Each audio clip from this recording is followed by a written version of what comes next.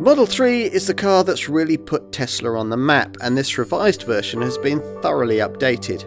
It's even more avant-garde inside, quieter to drive and better to ride in, plus there's more equipment despite the fact that the entry-level version has a useful price advantage over its rivals.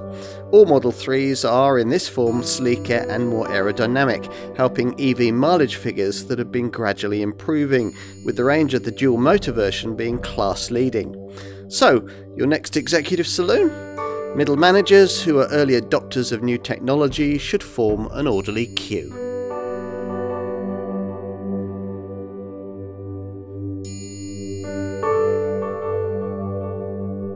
Tesla's all-electric Model 3 Executive Saloon was the car that took the American brand into volume territory for the first time. Now it's been significantly improved, and we're going to test it. The very first Model 3s arrived in the US market back in 2017, 2 years before they reached the UK. Back then, this was the most significant car Tesla had introduced in its history, the relatively low-cost, high-volume electric car the company had always wanted to build. In creating it, this American maker battled with bankruptcy, struggled with quality control issues, and fought against production bottlenecks at a Californian plant in Fremont that, until the Tesla era, was resolutely low-tech. Any one of these issues could have killed the company, but instead it delivered on its vision of affordable executive EV motoring and produced a US and European market bestseller that some think is the most important vehicle of the last decade. Even this ambitious US brand couldn't have predicted just how successful the Model 3 would be. In the first 6 years of production, over 2 million were sold. And in the UK, the car even occasionally topped the monthly sales charts. Usually when Tesla was flooding the market after a boatload of Model 3s had arrived at Southampton docks. But it was a bestseller on merit, an accessible, high performance and technologically advanced contender that appeal to a broad audience, and it helps shift perceptions about electric vehicles into the mainstream. By autumn 2023, though, the EV competition was catching up, hence the need for the heavily revised version of the Model 3 that we look at here. Tesla tends to use much longer product cycles than its established rivals. The larger Model S, for instance, is basically the same car that's been on sale since 2012. So, when updates happen, they need to constitute more than just a mere wash and brush up. Hence the extensive so-called Project Highland development package that's brought us this rejuvenated 2024 model year car. It's got far tougher segment competition than the original had, but Tesla reckons it's just as likely to stay on top of the sales charts. Is that optimism justified? And should this Model 3 continue to occupy a place near the top of your wish list if you're shopping in this segment? Well, you'll need the industry's most comprehensive review, the Car and Driving Road Test, to find out.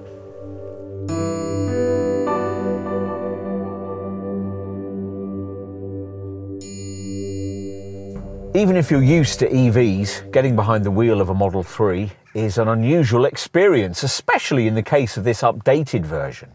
Now, as usual with the brand, everything works via this huge centre screen, which will activate if you've opened the car with the Tesla app or gained entry using the provided RFID card and placed said item on this lower centre dash panel. If you happen to be familiar with the previous version of this car, or you're simply familiar with Teslas, you won't be expecting to find an instrument binnacle, a starter button, a handbrake, or any physical switchgear to control the lights or continually operate the wipers.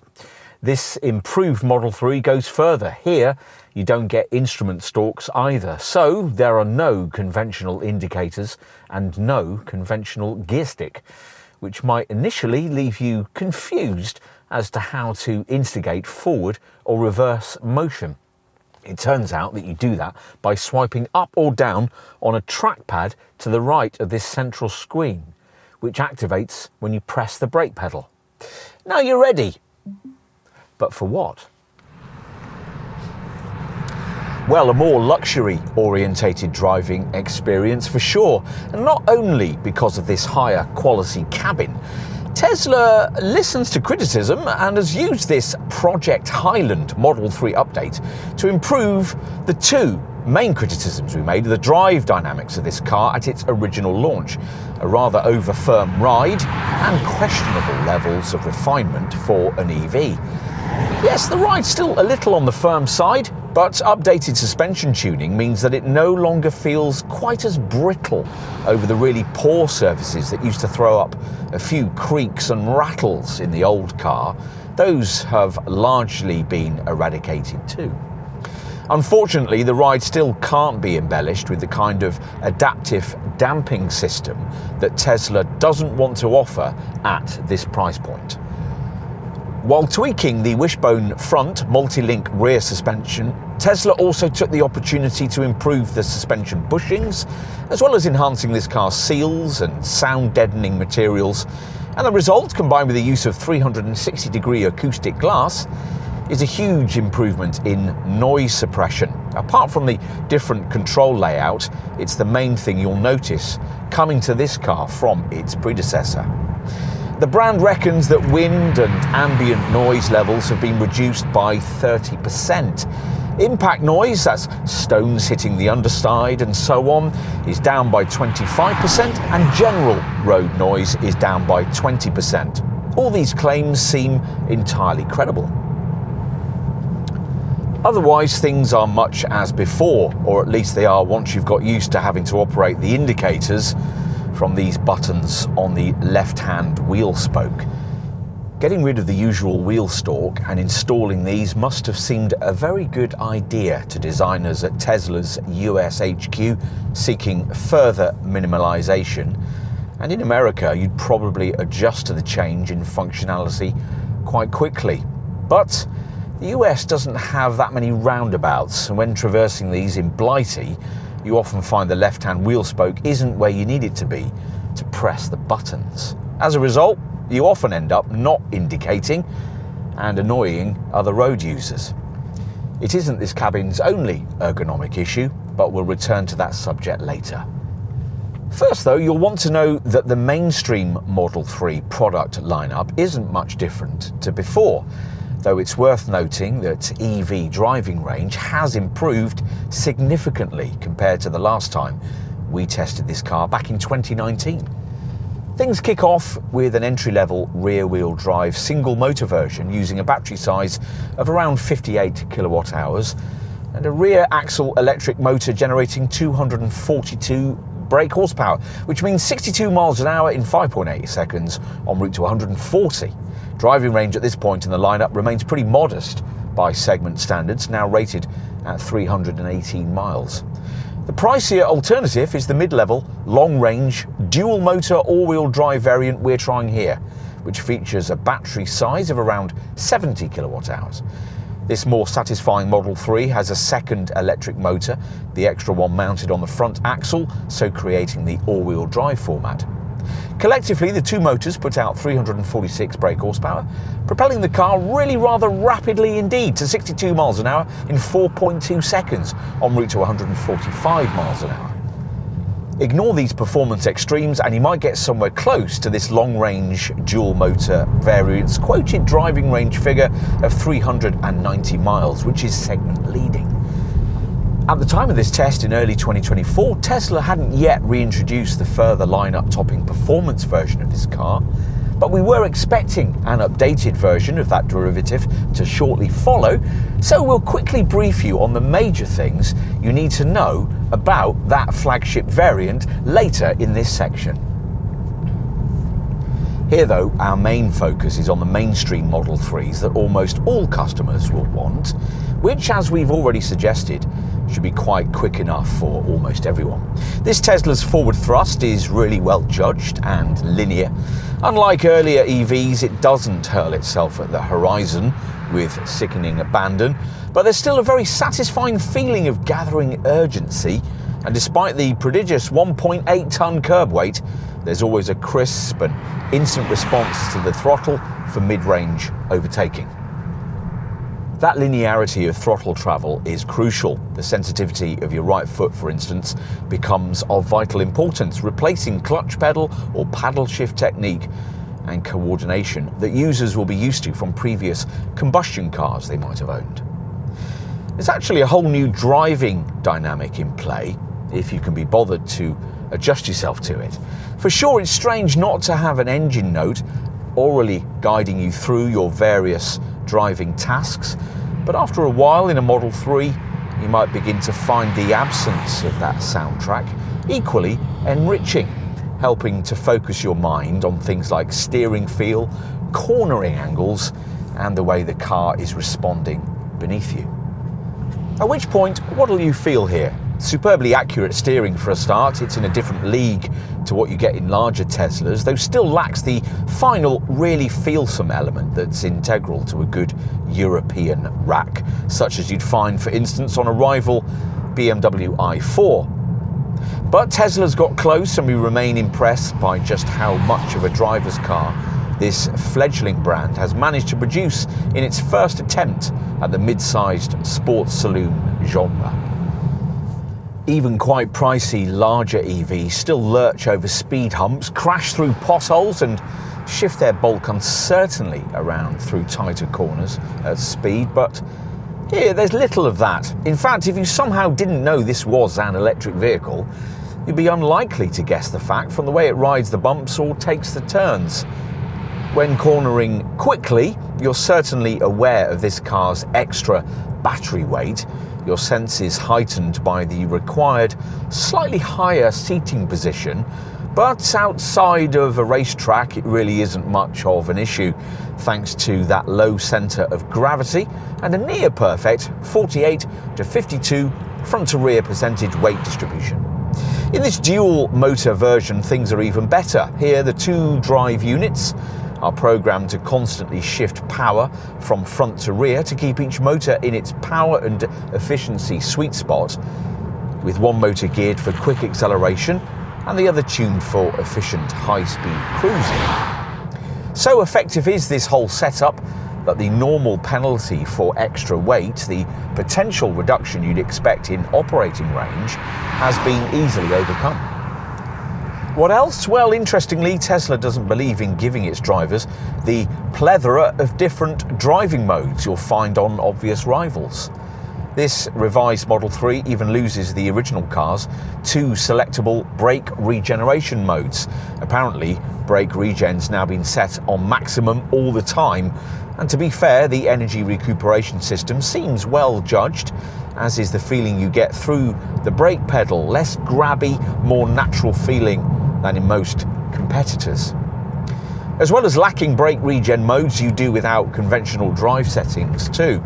Instead, as before, the central screen's pedals and steering menu offers three steering settings: comfort, standard or sport, and two acceleration modes, standard and the rather cringingly named chill. You can also activate a slip start setting that eases the car away if you happen to be stuck on snow, mud or sand. We'll quickly touch on the top performance flagship version of this car. We said previously we'd brief you on that. As we said earlier, details of this derivative hadn't yet been announced at the time of this test in early 2024, but we don't expect its spec to differ hugely from that of the pre-facelift model, which would mean that the dual motor powertrain should offer an output of around 450 brake horsepower, which in the original model meant the car was good for 62 miles an hour in just 3.2 seconds en route to 162 miles an hour. The 70 kilowatt battery shared with this ordinary dual motor variant and in the pre-facelift car offered a driving range of 329 miles. That original Model 3 performance had bespoke grippy Michelin P44S tyres, Brembo competition-style brakes and a selectable track mode. This activates a kind of torque vectoring system that shuttles torque between front and rear axles to offer either more or less cornering rotation as required. Also part of performance spec is what the brand calls a vehicle dynamics controller that eases back the normally quite intrusive traction and stability control systems so that they allow more slip. So much so, in fact, that pro driver circuit corner drifting is even possible. This kind of driving can be rough on the car's cooling system, so track mode recalibrates that to cool the car more aggressively and proactively. But let's get back to the mainstream versions. Since this is a Tesla, we should talk not only about how you can drive it, but also how it can potentially drive itself, courtesy of the 8 cameras, 12 ultrasonic sensors, and the forward-facing radar that activate its autopilot system with its integrated auto steer function. Autopilot will position the car centrally within its lane, keep to a chosen speed, regulate the distance to the vehicle in front, and if you pay extra for the enhanced version of this system, even perform lane changes automatically. All you have to do for autopilot functionality to be operative is to keep your hand on the wheel at all times. If you're using the system, make sure that's all you do. Even fractional unintended steering inputs will disable the system, a setup that can occasionally overreact to cars around you that the cameras have only just detected. Room for improvement then, but that's just what Tesla has in mind. Pay the extra to future-proof your Model 3 with extra cost packages, and your car will receive ongoing over-the-air updates that will add in fresh new elements of autonomous driving kit as legislation allows for it. As the brand knows to its irritation, those laws can vary quite a lot country to country. For instance, the summon system that the optional enhanced autopilot pack will eventually include, allowing you to stand outside your car and park it remotely using a smartphone, is much more sophisticated in the US. There, if you return from shopping unsure as to the location of your Model 3, having left it in a busy car park, a click on the summon option will see the car drive out and find you, provided you're only a few parking rows away. But much more than that is in store for those of the Tesla 𝗙cie who don't mind surrendering full driving duties to their cars. Eventually, the top full self-driving capability software package will include the auto steer on city streets feature that will make everyday completely automated driving a reality. Ultimately, the plan is that all you'll ever have to do is to get in and out of whatever Tesla you've bought. It'll even know where you want it to go if you've programmed your movements into your online calendar. So you get the idea here. Other brands are thinking of this kind of technology. Tesla's actually going out and delivering it, or at least where it's allowed to anyway. The way this Californian company tells it, buying into a Model 3 is a starting point for a whole new kind of automotive life. Maybe it is, maybe you're not quite ready for that. It's coming though, and this car reassures us that there's at least something in that future to look forward to.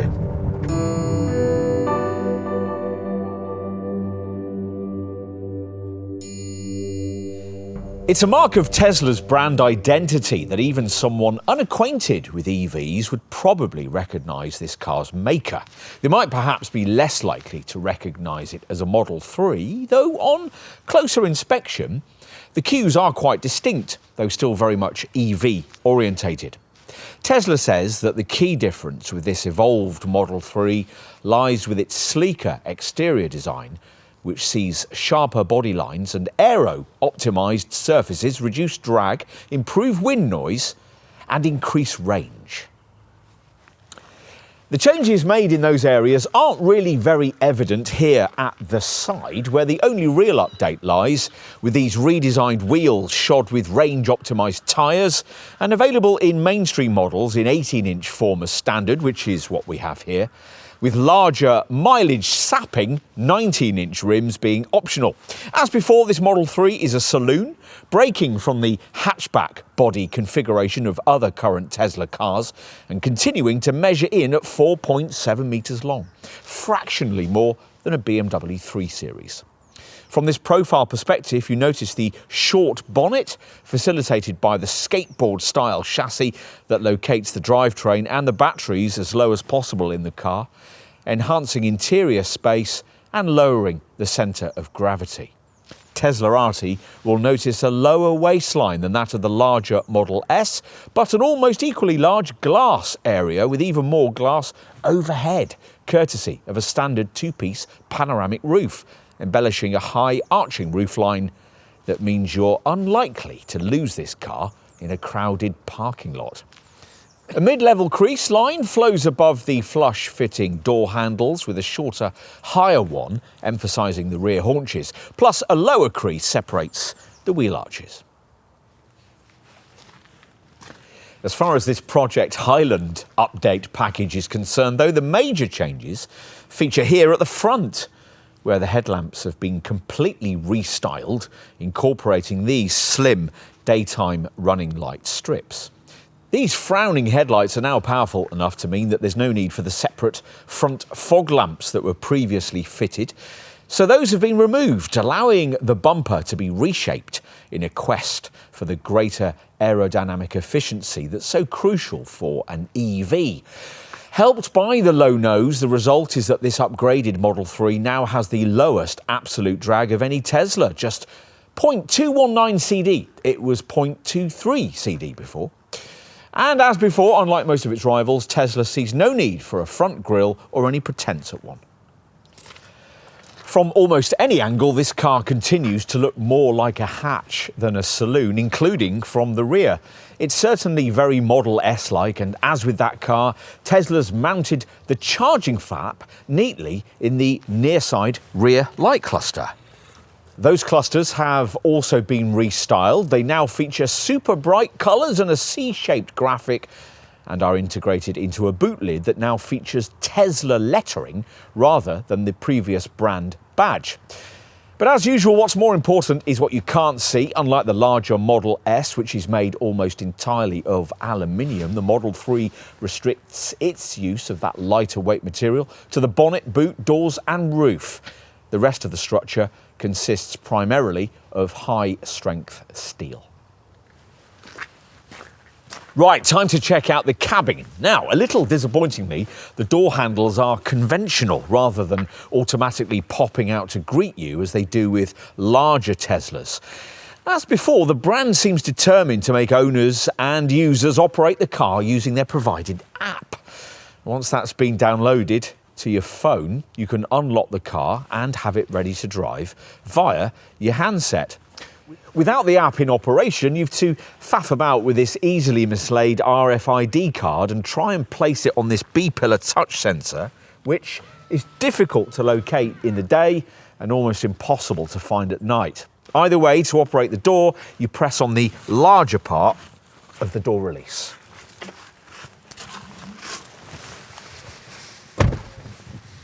Once inside, you find yourself seated in a cabin that's more minimalist than a Scandinavian loft, especially with this revised design. If you happen to be familiar with the previous version of this car, the main changes you'll notice lie with the deletion of column stalks and the addition of this wraparound, customisable ambient lighting strip which runs along the upper section of the doors and continues across the dashboard. Plus, the steering wheel's new, the seats have been redesigned, and there's a revised centre console with aluminium highlights that flows up towards the dash with these dual wireless phone chargers. In other words, as with the outside, more is actually different here than initially meets the eye. Perhaps the biggest change, though, lies with a generally higher feeling of perceived quality. The old Model 3 felt a bit cheap compared to most of its segment rivals. Now it doesn't. There are lots of detail reasons for this, in addition to the changes already mentioned.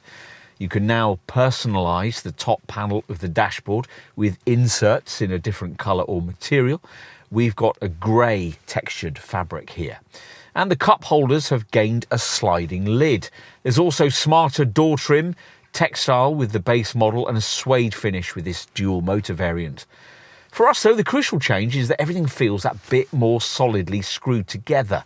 And in this test, we've noticed that there are few of the creaks and rattles we noticed with this car in its original form. As before, button clutter has been ruthlessly eradicated, with virtually all the driving, comfort and infotainment features you'll need relocated to this enormous 15.4-inch central touchscreen. Beyond this, operating control provision has been kept to the absolute minimum. Don't bother looking for a gear stick, a starter button or a handbrake switch. And we already mentioned that there's now no indicator stalks, replaced by buttons on the left-hand wheel spoke. You also do without physical ventilation controls, and even the air vents are pretty hidden. As usual with a Tesla, you don't get any kind of instrument cluster either. Legislation requires that the brand provides a proper hazard warning button. It's located up near the frameless rear view mirror with an SOS switch. But otherwise, switchgear-wise, you're basically limited to a couple of unmarked scroll wheels on the steering wheel spokes. Minimalism is all well and good, but if you're switching over from a more established maker, you still might find it a little hard to adapt. Compared to the cabin of a rival premium brand, the stripped-out interior vibe still doesn't exactly shout luxury.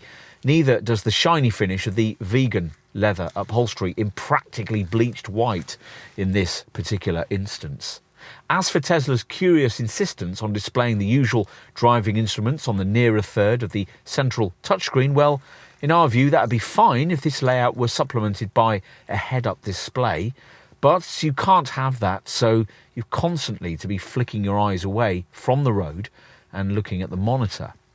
Adapting to this isn't difficult, and the way that the driving graphics show surrounding traffic really is very clever. But the whole setup isn't optimum in the way that such a clean sheet design could have been. Still, compensatory technology is absolutely dripping from every menu, and pinch and swipe action accessible through this enormously capable landscape-orientated central display. At first glance, it looks much the same as before, but now has more usable screen area thanks to a thinner bezel. Plus, it features customizable UI and, as previously, gets better over time with over-the-air updates. Now that there's no column stalk to operate the gears, you have to select forward or reverse using a vertical touch strip along the right side of the monitor. Otherwise, though, this display's functionality will be familiar to Tesla loyalists, with temperature, time and battery percentage along the top of the frame. As before, your main access point for screen features is along the bottom of the monitor via various small icons.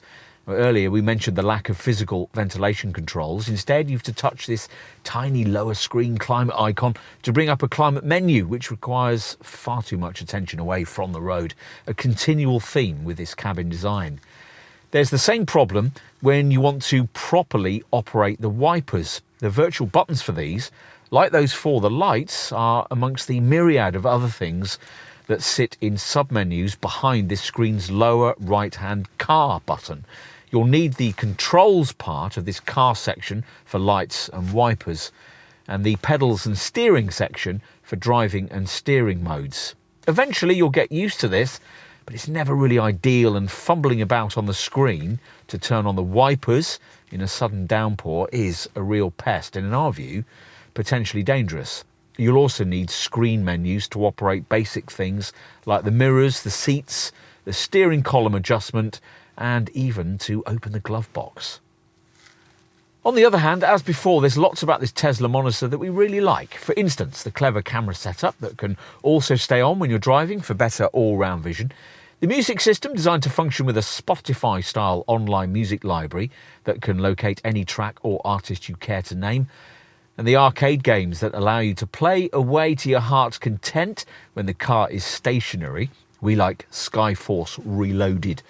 For this improved design, the brand has sought to enhance connectivity, adding more capable microphones to improve call quality and doubling the Wi-Fi capability and cell signal.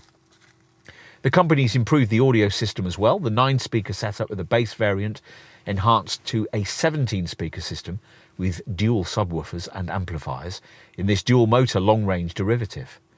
The Wi-Fi package, with its easy web access, can allow you to easily stream from Netflix and YouTube, and once full self-driving is approved by the regulators, Tesla says it'll activate this screen so that both front seat passengers will be able to settle back and view films from these and other sources on the move.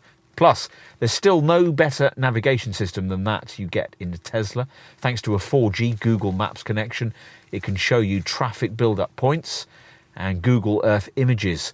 Plus, of course, it's the point from which you'll be planning your journeys, with displays predicting the percentage of battery charge that'll remain at your required destination and the amount you'll be left with upon returning home. Enough on the screen. What else might you need to know about this cabin? Well, we mentioned this wraparound ambient lighting strip earlier. Surprisingly, Tesla's missed a trick by making its colour system passive, selectable via a screen menu. With most rivals, ambient lighting strips like these now usually form an active part of the car's controls, automatically glowing red for traffic hazards or green when charging. Perhaps that'll be in a future over-the-air update. What about driving position? Well, if you like the kind of hunkered down stance you get in a combustion-powered mid-sized sports saloon of this sort, say a BMW 3 Series for instance, well, the Model 3 can't provide that. Because you're perched on top of a bank of batteries beneath the floor, the seat's positioned about 50 millimetres higher than the combustion segment norm. This isn't quite enough for the car to feel SUV-like, but along with the panoramic windscreen and the low waistline, it certainly helps with all-round visibility, which is welcome since otherwise that might be a fraction problematic thanks to the chunky A-pillars and the slightly restricted over-the-shoulder view you get rearwards. The seat itself includes lumbar adjustment and now, along with heating, gets cool ventilation too, but some of our testers felt still managed to be a little short on lower back support. Cabin storage is obviously aided by the lack of the kind of enormous transmission tunnel that on any ordinary car would stretch between the seats up into the centre console. Tesla's used that freed up space to create a huge, now properly double-lidded central box. Its two main sliding panels ease back to reveal a couple of silver-framed cup holders and a deep bin ahead with a 12-volt socket. Further back, there's another deep-lidded bin with a concealed USB-C port you'd never find unless someone pointed it out to you. Surprisingly, there's only one such port provided for front seat folk, probably because Tesla thinks more would be unnecessary given the freshly added provision of the twin wireless phone charger compartment we mentioned earlier below the centre of the dash. You'll find that the glove box isn't especially big once you figure out how to open it, nor are the door pockets, though at least you get them, unlike in a Model S. They're illuminated and each will hold a decent-sized bottle of water.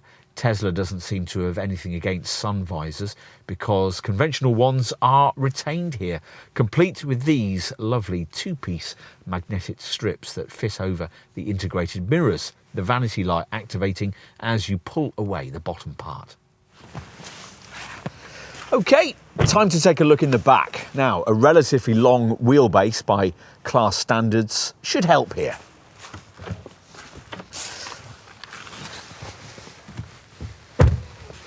At first glance here, all seems good. There's certainly much more space than you get in a combustion engine model of this sort. Take a seat though and you'll find that the raised floor we just mentioned matched with low seat sets, the result being that you sit with your knees slightly higher than they perhaps would normally be. But once you adjust to this, you'll find that legroom isn't bad. One 6-footer can just about sit behind another, thanks in part to these slightly scalloped seat backs, though the fact that you can't slide your feet under the seat in front is something of a limiting factor. Strangely, the centre-seated passenger, who'd normally have drawn the short straw in a car of this kind, is arguably better placed here, thanks to the lack of a transmission tunnel and to the way that it's possible to slide your feet beneath the centre console. Overall, in segment terms, there's more room than you'd get in the back of a Polestar 2, but a little less space than you'd find in the rear of a Kia EV6. If you're seated behind the front passenger seat and there's no occupant in front, your legroom can be vastly improved because you can move forward said front chair using this centre screen, this 8-inch display, a freshly added feature for this revised model. This neat little monitor also alters fan speed, media sources, audio volume, Wi-Fi and Bluetooth, plus you can play games on it and Tesla will improve it with over-the-air updates, just like the front screen. What else? Well, you wouldn't expect to be able to slide the bench base in an EV, but some models in this segment do allow you to alter backrest rake to improve headroom, but you can't do that here. But headroom is reasonable, even with this standard 2-part glass roof fitted, which, helped by these little rear quarter-light windows, fills the cabin with light, though doesn't come with a sliding blind for the times when you want the interior to feel a little cosier. Stitched door handles and more illuminated door pockets add extra classy touches, plus there are twin central vents, rather small seat back pockets, and overhead pop-out coat hooks and ceiling-mounted reading lights. Unusually, the centre armrest has the central headrest built into it, and when retracted features silver-framed cup holders. OK, finally, let's take a look at the boot, or one of them anyway. Because there's no need for an engine up front, a front compartment sits in the nose. Now, we'll get to that once we've seen what's on offer back here, which looks like a tailgate design, but isn't. In some ways, this setup is preferable to that, thanks to an ingenious hinged arrangement that sees the boot lid opening particularly widely with this standard powered operation and leaving a particularly low access lip. Unfortunately, rainwater can flow into the boot from around the seals when it's wet. We've just opened this tailgate with the provided button, but you could also activate it using the front seat touchscreen or from the Tesla app on your phone. The capacity on offer here is 425 litres, which, to give you some segment perspective, is 24 litres bigger than a Hyundai Ioniq 6, but 45 litres less than you get from a BMW i4. Anyway, it's a good square usable space that will take up to 10 carry-on cases if you also include the room in the front compartment in the nose. Back here, buggies and golf bags will easily fit, and there are recessed areas on both sides, plus a deep well under the cargo base for the charging leads that could also take other small items you might not want sliding around the boot floor. On that subject, tie-down points are rather curiously missing, nor do you get bag hooks or a 12-volt port. If you need more room, the rear seat back can be folded, though we're disappointed to find that it still only folds with a 60-40 split. The 40-20-40 split you get in a rival BMW i4 is much more convenient, especially if you want to carry long items like skis when you've got two rear-seated passengers. Nor does it help that no boot levers are provided for the folding process here, so you have to go round to the passenger compartment and release seat shoulder catches. With everything folded, you get a reasonably flat loading bed. We'll finish with a look at the frunk, or the fruit, or whatever you want to call it, up front in the nose. Now, it can't quite swallow suitcases like the one in the Model S, but its 117-litre capacity is probably good enough for a couple of small, squishy bags.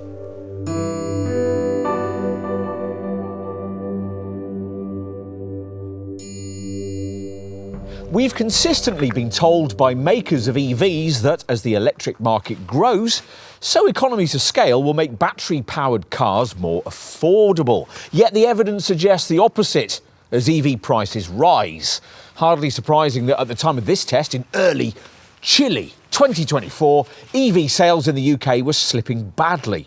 All the more refreshing then to find that once again Tesla does things differently. We've come to this vastly improved Model 3 to find that its entry-level asking price, around £40,000 in base rear-driven form, is only just over £1,000 more than it was when we first tested this car back at launch in 2019. And the improvements in specifications since more than account for that increase. In effect, this Model 3 is now cheaper than it was when first introduced, which is impressive to say the least. As we'll touch on later, it's highly likely that you'll be spending quite a bit more than that on your Model 3, even if you can resist the temptation to upgrade from the base version, which has a battery of around 58 kilowatt hours in size, and get yourself into the long-range dual-motor all-wheel drive variant we're trying here, which has a battery of around 70 kilowatt hours in size and starts at around £50,000. But even this variant's priced very competitively. Above it will sit a top performance version, which hadn't yet been announced at the time of our test.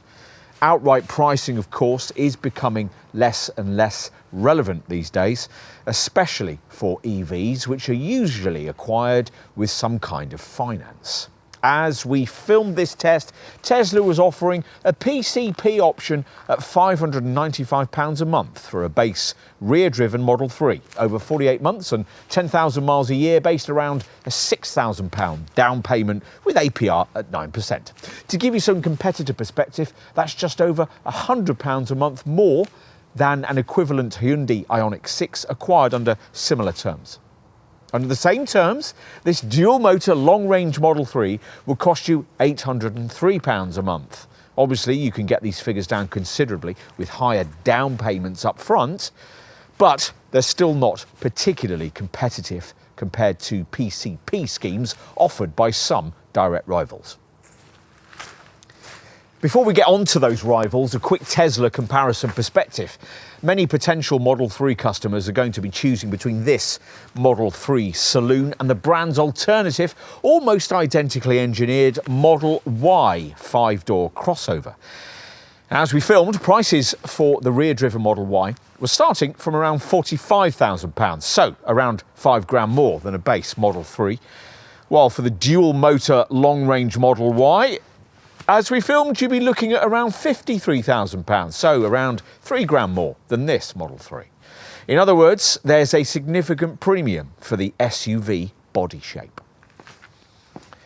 Right, time to help you peruse the market and look at direct alternatives from other brands. Now, we're not going to spend too long briefing you on EVs in this segment that are out-and-out crossover/SUVs, because if you wanted something like that, you wouldn't be shopping for a Model 3, but that crossover Model Y. If so, switch over to our full review film on the Model Y instead. Now, if you're still with us, then in terms of the headlines here, we can tell you that as we filmed in early 2024, a rear-driven base Model 3 was able to undercut the most affordable of its direct rivals by around £5,000. Clustered around the £45,000 price point are entry rear-driven versions of the Polestar 2, the Kia EV6 and the BYD Seal, with a base version of the aforementioned Hyundai Ioniq 6 costing only a fraction more. And you'll need to stretch to just over the £50,000 price point if you want the most affordable versions of the BMW i4 and the Volkswagen ID.7. As we told you earlier, in a Tesla showroom, that £50,000 spend would get you all-wheel drive and a much longer operating range in the form of the all-wheel drive dual-motor long-range Model 3 variant that we are trying today. The value perspective here isn't quite as eye-catching as it is with the rear-driven variant. The asking figure undercuts an all-wheel drive Polestar 2 by around £3,000, but it's much the same as would be required for a base all-wheel drive Hyundai Ioniq 6 or Kia EV6, and about £2,000 more than you pay for a BYD Seal in all-wheel drive form. The all-wheel drive version of the BMW i4, incidentally, is the vastly more expensive M50 variant, which costs over £70,000. If we haven't mentioned the mid-sized EV alternative you've been thinking of, then that's because it's more overtly a Model Y-style SUV, which is what you'll have to have if you want an Audi, a Volvo or a Mercedes in this segment. If you're not hung up on body shape, we'd also suggest you look at crossover newcomers in the sector, like the 𝗙cie Ocean, which from launch was priced from just £36,000. OK, so that's briefed you on the market. Now, if having considered that, you conclude, understandably, that there's nothing quite like a Model 3 and want to consider actually buying or, say, leasing one, then you're going to need to know just how generous Tesla's been with standard spec. So let's take a look at that now. Starting with what's included on the two mainstream Model 3 variants. You get now redesigned 18-inch Photon alloy wheels, power folding mirrors and a tinted panoramic two-part glass roof with ultraviolet and infrared protection. Inside there's black premium vegan leather upholstery, more supportive 12-way power adjustable front seats, automatic climate control, climate-controlled front seats, heated front and rear seats, a 360-degree surround view camera system and an auto-dimming rear view mirror. As part of this model update, the car also now gets a new 8-inch rear seat centre display with integrated climate control, ventilation and entertainment features. This updated model also gets wraparound ambient lighting, dual wireless phone chargers and improved USB-C charging ports, one at the front and 2 at the rear, each with up to 65 watts of power. The key cabin feature, though, is the front cockpit's 15.4-inch centre touchscreen that seamlessly integrates media, navigation, communications, cabin control and vehicle data into one intuitive interface. And throughout your ownership period, over-the-air updates into it will add functionality, enhance performance and improve the driving experience of your car. As you'd expect, the screen is your access point to things like navigation, a DAB tuner and Bluetooth, plus lots more. There's still no Apple CarPlay or Android Auto option here, but Tesla has its own smartphone mirroring system that works almost as well and includes native support for Spotify, Apple Music and Tidal. The audio system's reasonable too, with the rear-driven version offering 9 speakers, a subwoofer and an amplifier. Elsewhere on this centre monitor, if you scroll down the centre screen menu options, you'll also find a host of little touches like the arcade games that'll entertain you if you're stuck in a traffic jam or waiting for a pickup. And the clever Sentry mode that you can activate as a guard to record any damage to your car, say when you've left it parked. Should that happen, the Model 3's camera system will record the incident so you've evidence to help apprehend the perpetrator. Other cameras can be used to record dash cam footage for the same kind of purpose. You might be wondering if there are any spec differences between the rear-driven and dual-motor versions of this car, apart, of course, from this long-range version's drivetrain, bigger battery and extra motor. Well, there aren't many. The key equipment change with this dual-motor derivative is the addition of a premium 17-speaker audio system with a dual subwoofer and dual amplifier setup. The only other change between the two variants is an upgrade to door finishing. The textile trim of the rear-driven model gets replaced by smarter suede trim on this dual-motor model. As I said earlier, at the time of this test in early 2024, Tesla hadn't yet announced details of the only Model 3 derivative we haven't yet mentioned, the top performance Model 3 variant, but we wouldn't expect its features to differ hugely from those fitted to the pre-facelift version. That means all the long-range derivatives features plus a package of others. Previous performance spec Model 3s were recognisable by a carbon fibre rear spoiler, lowered suspension and larger 20-inch performance wheels, shod with bespoke Michelin P44S tyres and featuring the red calipers of an uprated braking system. Performance spec features inside previously included aluminium alloy pedals and a selectable track mode. This special setting does quite a lot at the press of a single screen button. It shuttles torque between front and rear axles for extra cornering traction. It increases regenerative braking to capture extra energy more efficiently. It recalibrates the cooling system to make it more effective, and it uses a vehicle dynamics controller to dial back the traction and stability control systems so that they allow more slip. So much so, in fact, that pro driver circuit corner drifting is entirely possible. But back to the two mainstream Model 3 variants we're focusing on here. Let's go on to consider the options you might want to add. There aren't many. For an extra £1,100, you can pay extra to specify a black and white coloured interior. Unusually for an EV, you can pay more for a tow hitch, this one able to tug up to 1,000 kilos. And bear in mind that you'll almost certainly be paying the brand extra for your choice of paint colour. Tesla's pearl white multi-coat finish is the only one you get as standard. The others, at £1,300 more, are solid black and deep blue metallic, or if you're prepared to pay £2,000 more, there are two freshly added colours, ultra red or this smart stealth grey multi-coat finish.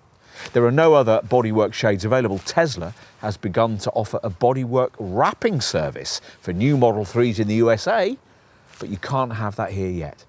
For £1,500 more, you can add larger 19-inch Nova alloy wheels to replace these smart, dark 18 inches, though we wouldn't advise it, as those bigger rims will take 31 miles off your EV driving range.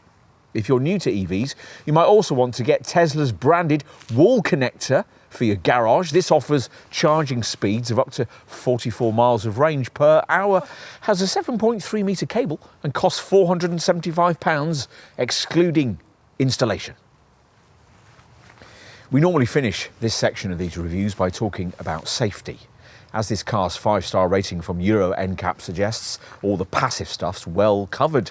So there's the usual stability and autonomous braking features, plus pedestrian-friendly panel work, and of course a full complement of airbags. On a dual motor model like this one, the second motor sits within the front subframe. Attached via 2 mounts, it's designed to pivot backwards into a vacant space during a collision, better protecting the passenger compartment. This is clever. So much about this car is, and it goes some of the way towards explaining why safety experts Euro NCAP gave this car a maximum 5-star rating, including very impressive 96 and 84% scores in the adult and child occupant protection categories. NCAP also gave the Model 3 a high rating at 94% in the Safety Assist category, and you'll be wanting to know about that. Well, all Model 3s, like all Teslas, get the basic version of the brand's autopilot system, which uses 8 cameras, 12 ultrasonic sensors and a forward-facing radar. These all combine to deliver an impressive roster of features. There's autonomous braking, of course, courtesy of what Tesla calls its forward collision warning and automatic emergency brake systems. And as you'd expect on a car of this price, there's a blind spot collision feature to stop you from pulling out when there's a vehicle in your blind spot. This works via a red indicator in the upper speaker grille in each front corner of the cockpit, and auto-dipping headlamps come as standard as well. But Tesla's gone further than that. The thing we all love about electric cars is the instant acceleration they give, but that can get you into a lot of trouble if you hit the accelerator too hard when, say, you're in a traffic jam or when parking. An obstacle-aware acceleration feature aims to take care of that for you. If your Tesla senses that there's something like a car or a building in front of you, it will limit your acceleration if you accidentally tap on the accelerator too hard or confuse the brake pedal with the accelerator, so enabling you to avoid an expensive collision. And there's more. Emergency lane departure avoidance will automatically steer your car back into its lane if the software thinks you're going to crash or veer off the road. Then there's lane departure avoidance, a system first introduced in the US to combat situations where Tesla drivers were engaging the car's traffic-aware cruise control, then moving lanes on the highway without turn signals and without hands on the steering wheel. Lane departure avoidance will admonish you for this, and if you keep on doing it, then the system will eventually turn on your hazard lights and automatically slow down the car to 15 miles below either the speed limit or your current set speed.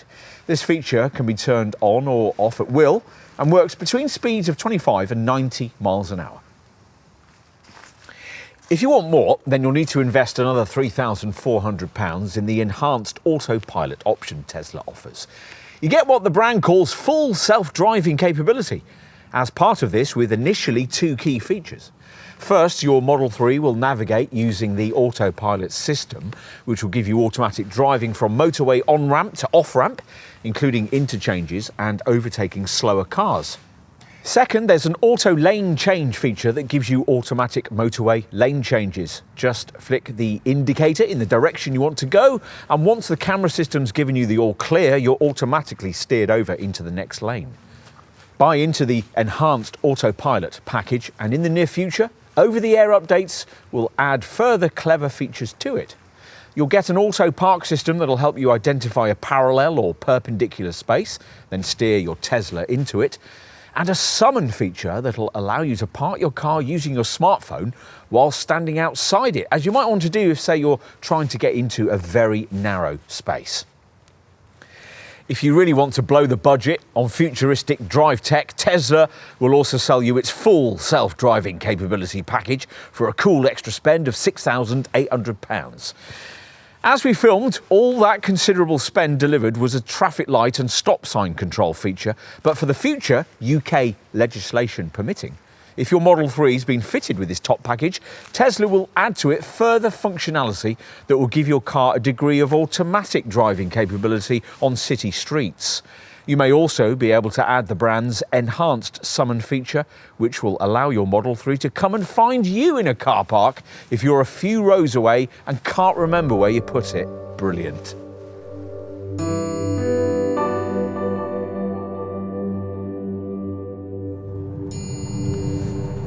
Once upon a time, as an EV buyer, you bought a Tesla because of its vast advantage in operating range over any other battery-powered car on the market. Today, though, things are a little different. The 318-mile WLTP-rated range from the 58 kilowatt-hour battery of the volume single-motor rear-wheel drive version is a showing bettered by just about every direct segment rival, bar the base eDrive 35 version of BMW's i4. Looking at direct rivals in their base rear-driven forms, at the time of this test in early 2024, you'd go 10 miles further in a Kia EV6, around 20 miles further in a Hyundai Ioniq 6 or a Polestar 2, 36 miles further in a BYD Seal, and 66 miles further in a Volkswagen ID.7. So, Tesla has work to do here, as was inevitable.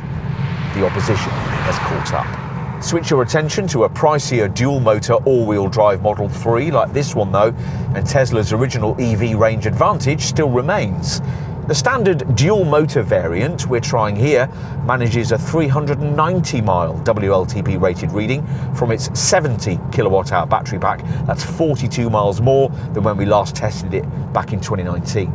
To give you some perspective on that, the best of the current crop of battery-powered mid-sized saloon all-wheel drive rivals is the long-range dual-motor version of Polestar's 2, which manages 368 miles between charges. Other rivals struggle to go much more than 320 miles, and an all-wheel drive Kia EV6 is down at just 314 miles. What you'll actually get from any of these cars if you drive normally is slightly different, of course.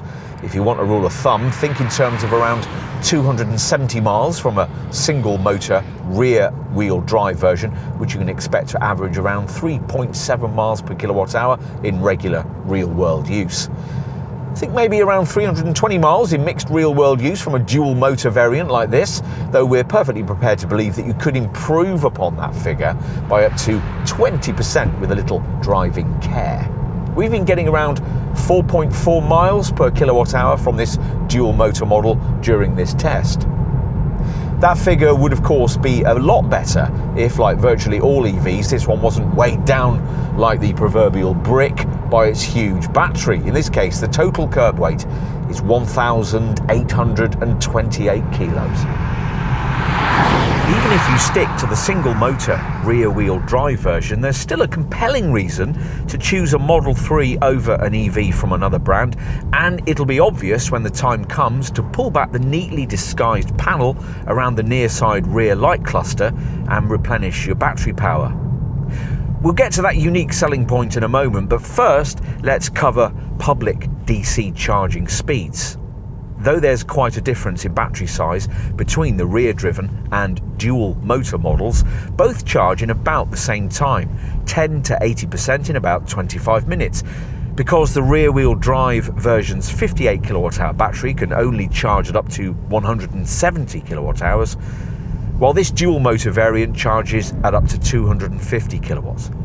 It's still a 400-volt charging system though, so you won't have access to the ultra-rapid 350 kilowatt public chargers you'd be able to use to full capacity with a rival Kia EV6 or Hyundai Ioniq 6, both cars that boast the 800-volt charging infrastructure that presumably Tesla will upgrade to at some point.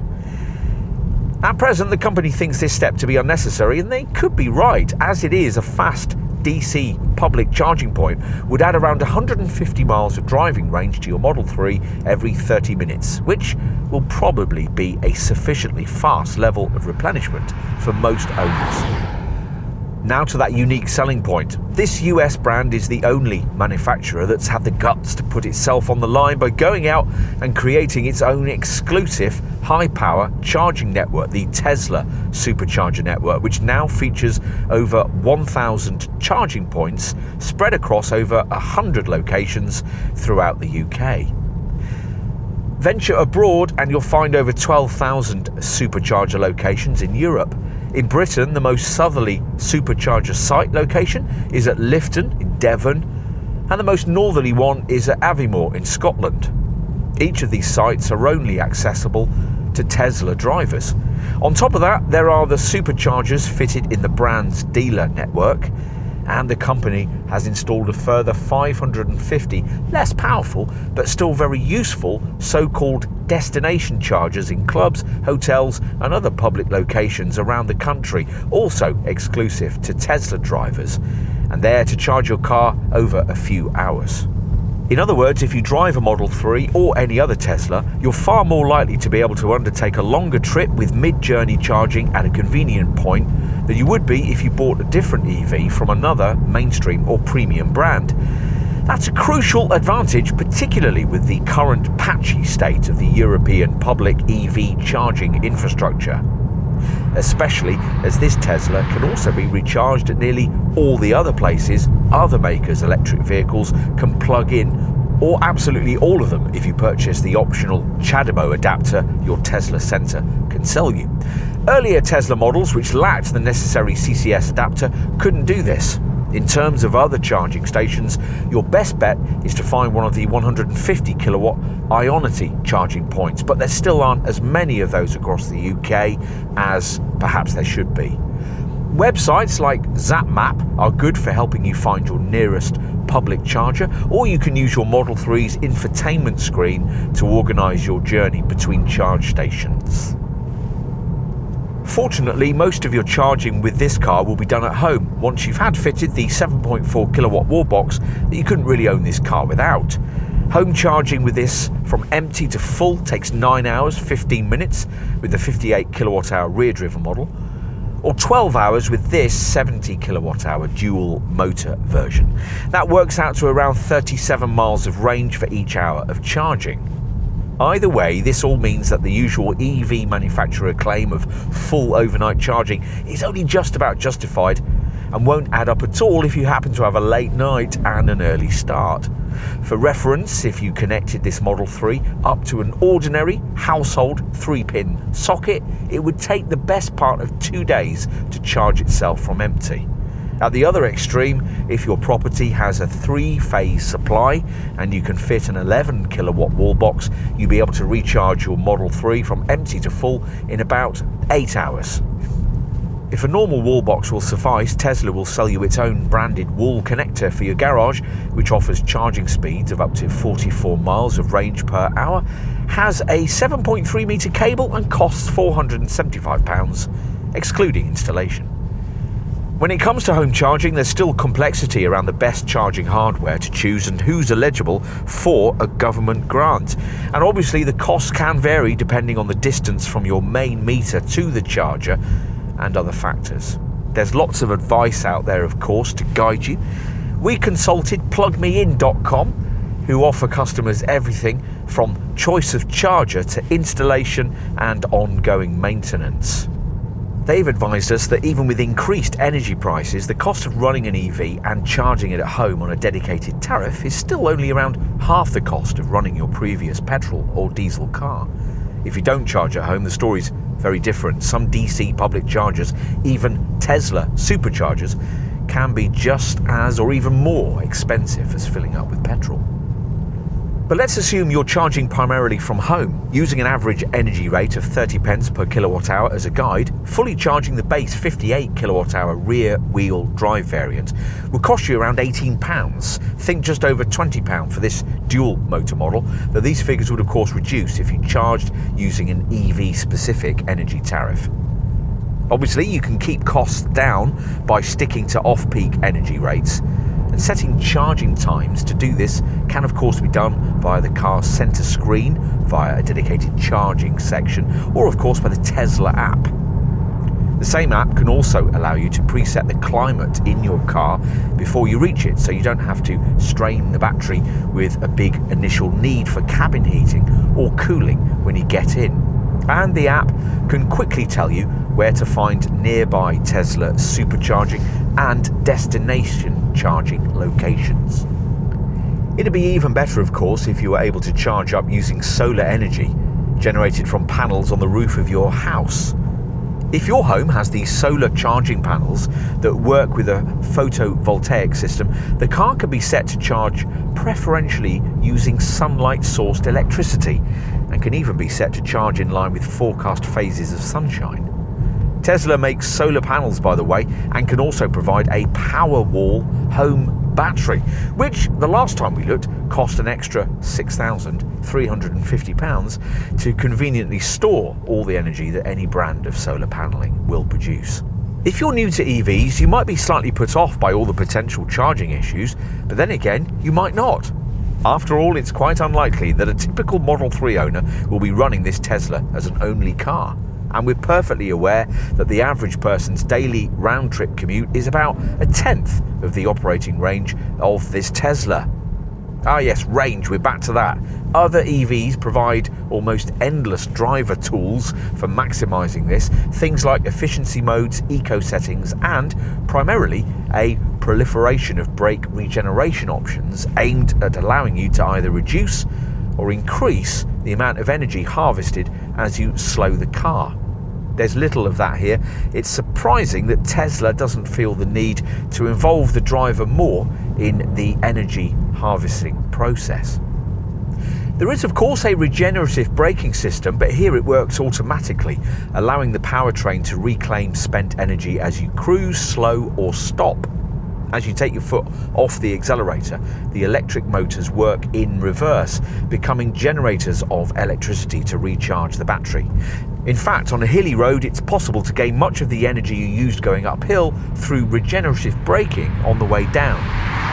As you'd expect, the car's central screen offers lots of data to help plan your electric driving life.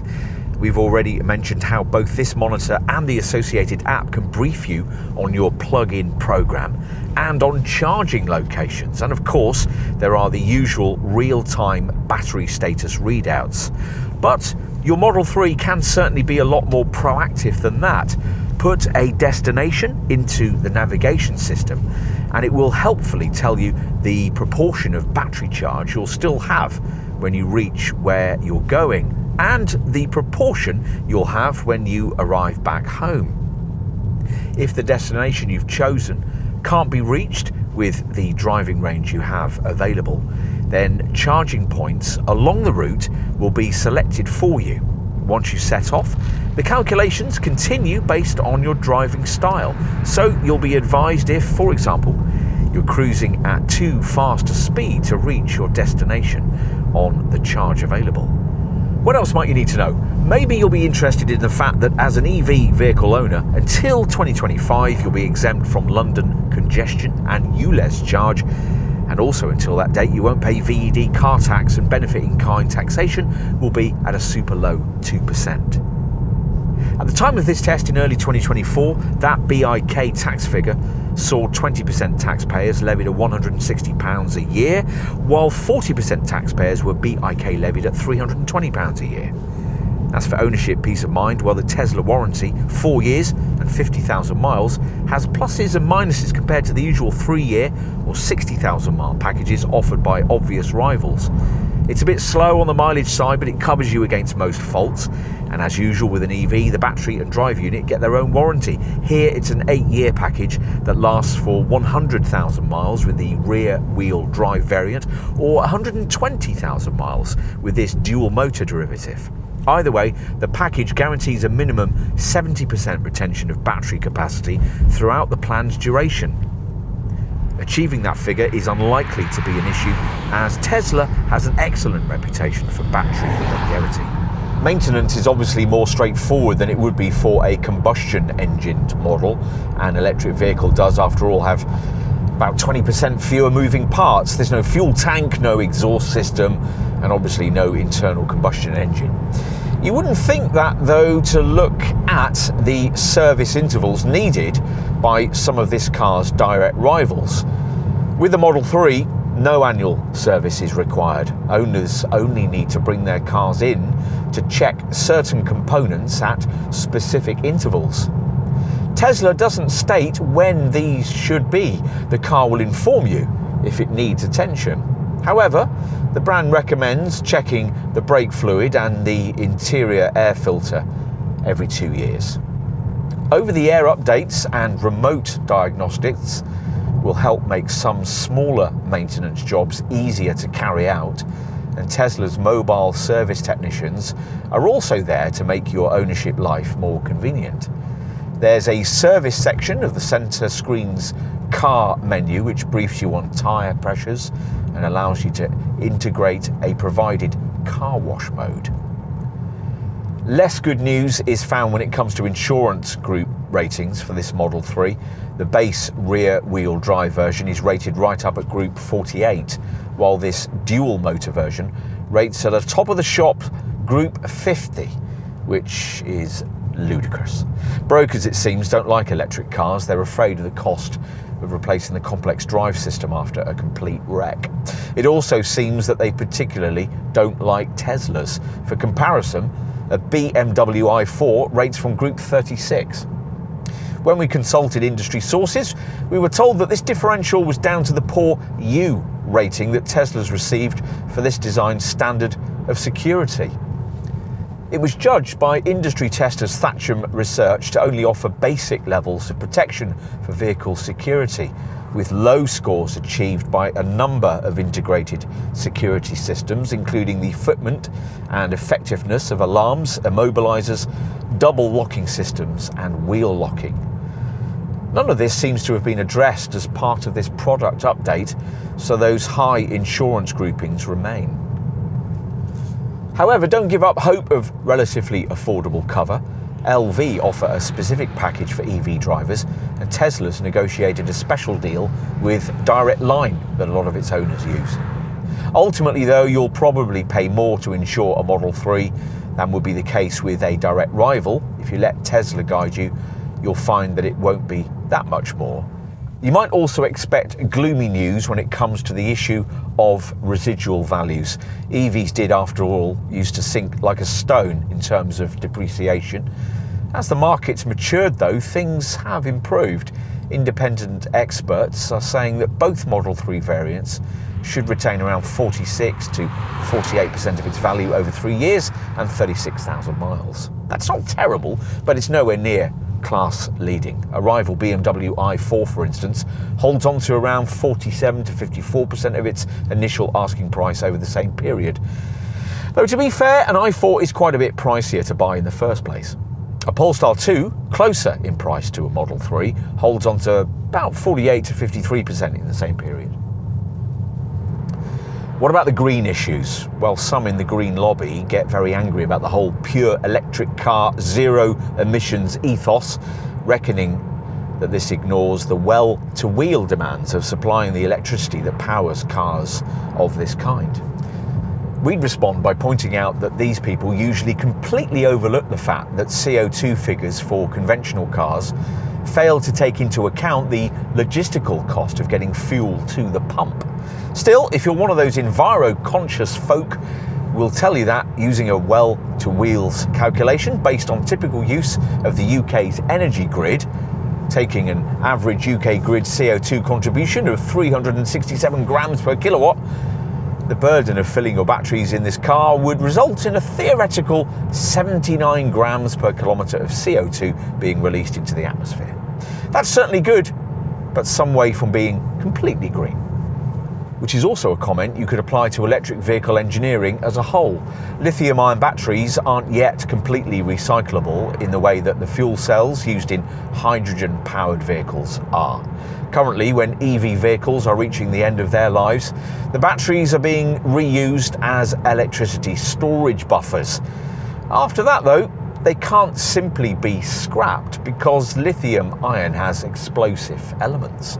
That's an issue, but then so is the pollution caused by combustion. If you see the EV solution as the lesser of the two evils and your choice of a battery-powered model must be from the premium segment, we think you'll find plenty to interest you here.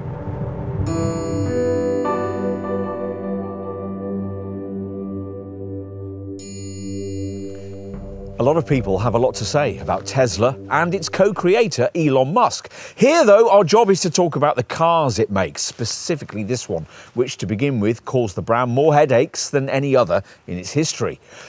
But then perhaps you'd expect that. It's one thing to build relatively low volume cars that sell in the £75,000 to £125,000 bracket, as Tesla did with the Model S when it started off. But quite another to make one for the volume market, where per unit profits are lower and product scrutiny much greater. The Model 3 was that car, and in the years since, it's gone on to redefine its brand. But the EV market has moved on since 2017, so it's just as well that the Model 3 has moved with it, creating this heavily revised Project Highland design. It now offers cabin quality and drive refinement to justify its asking price. And equally impressively, the asking price of the most affordable version of this car has been set at the kind of level that would usually get you a much smaller EV than this. As before, the handling feels sharp, and the EV driving range figure of this dual motor variant remains class leading.